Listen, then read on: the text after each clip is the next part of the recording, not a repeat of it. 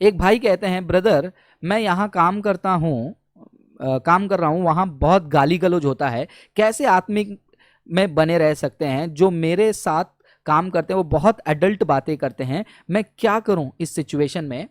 Brother, ये सिर्फ आप ही नहीं, मैं भी कॉरपोरेट वर्ल्ड में काम करता हूं, मैं जहां पर नौकरी करता हूं वहां बहुत सारे लोग जो है गाली गलौज करते हैं, लेकिन एक इंपॉर्टेंट बात है, जो गवाही मैंने लोगों के सामने बनाया है वो गवाही ऐसा स्ट्रांग है कि लोग जब गाली देने का भी उनको मन करता है, वो मुझे देखते और कहते हैं कि फ्रांसिस है, नहीं तो अभी मैं सुना देता, फ्रांसिस है, नहीं तो मैं अभी गाली दे देता। तो मुझे देखकर वो गाली रोक पाते हैं, मुझे देखकर गंदे बातें रोक पाते हैं। क्यों? क्योंकि उनके सामने मैंने मसीह का जीवन जी कर दिखाया। मैं एक ऐसे पोजीशन में काम करता हूँ, खुद की तारीफ नहीं कर रहा हूँ, जस्ट आपको इंकरेज करने के लिए कह रहा हूँ।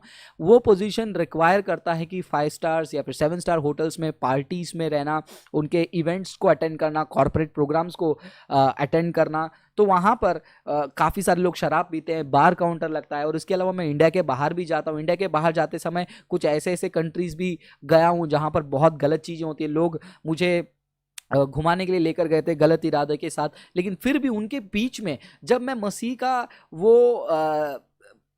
का जो क्या कहते हैं, आइडेंटिटी, पहचान जब मैं दिखाता हूं, वो अगली बार हिम्मत नहीं करते हैं। तो आपको क्या करना चाहिए? आपका आत्मिक जीवन ये बाहरी चीजों से बिगड़ नहीं सकता है। सो आपको क्या करना चाहिए? आप कर सकते हैं ये चीज, भजन संगीता के किताब पहला अध्याय को आप पूरी तरह पढ़कर देखिए।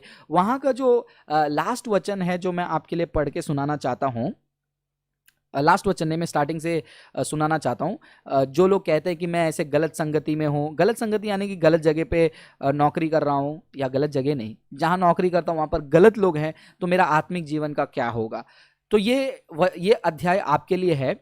सचमुच वो धन्य होगा, भजन संहिता पहला अध्याय पढ़ रहा हूं, सचमुच वो धन्य होगा यदि वो दुष्टों की सलाह को न माने। तो दुष्टों के सलाह को आपको नहीं मानना है। आप उस संगति में हो लेकिन उनके सलाह को आपको नहीं मानना है। और यदि वो किसी पापी के जैसा जीवन ना जिए, उनके जैसे आपको जीवन ना जीना है। वो गलत बात कर रहे हैं, एडल्ट बात कर रहे हैं, लेकिन आप क्या कर रहे हैं? क्या आप उसको फॉलो कर रहे हैं? कुछ क्रिश्चियन भाई बहन हैं, वो फेसबुक में या फिर यूट्यूब पर या फिर व्हाट्सएप पे कोई ऐसा वीडियो शेयर हो गया टिकटॉक का डबल मीनिंग वाला, उसको तो आप हंसी मजाक के साथ देखते ही हैं, गलत डबल मीनिंग जोक्स शेयर करते ही हैं। तो आपका जीवन कैसा है?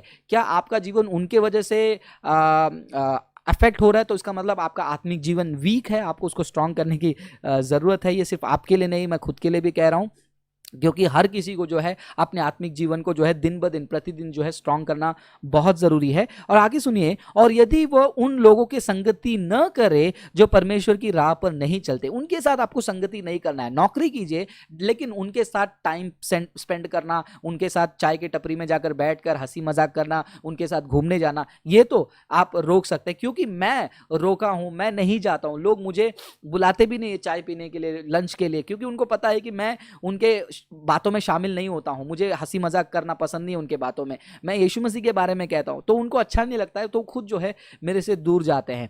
दूसरा वचन सुनिए, वो नेक मनुष्य है जो यहोवा के उपदेशों से प्रीति रखता है। आप यहोवा के उपदेशों से अगर आप प्रीति रखते हैं तो आपके जीवन में वो दिखाई देगा। वो तो रात दिन उन उपदेशों का मनन करता है। जब उन रात दिन उन वचनों का आप मनन करते जाओगे, आपकी जिंदगी बदल जाएगी, आपका जीवन में वो दिखाई देगा। तीसरा वचन, इससे वो मनुष्य उस वृक्ष जैसा सिद्ध बनता है जिसको जलधार के किनारे रोपा गया है। वो वृक्ष समान होगा, वो है जो उचित समय में फलता है और जिसके पत्ते भी मुरझाते नहीं हैं। वो जो भी करता है सफल ही होता है। तो मतलब अगर आप उस परमेश्वर के वचन में लवलीन हो जाते हैं, आप एक ऐसे पेड़ बन जाते हैं, पेड़ बनने के बाद आप उचित समय में फल लाते हैं। उचित समय क्या है? ऐसे ही सही समय हो, गलत समय हो, इन लोगों के बीच में वो उचित समय में आप आत्मिक यीशु मसीह का फल जो है आप दिखाना शुरू कर देते हैं। और चाहे कितना भी बाहरी दबाव हो, वो पत्ते यानी कि आपका जो आत्मिक एक्सप्रेशन है, वो पत्ते कभी भी मुरझाएंगे नहीं, और आपका जो प्रयास होगा प्रभु के लिए खड़े रहने का, वो सफल होगा।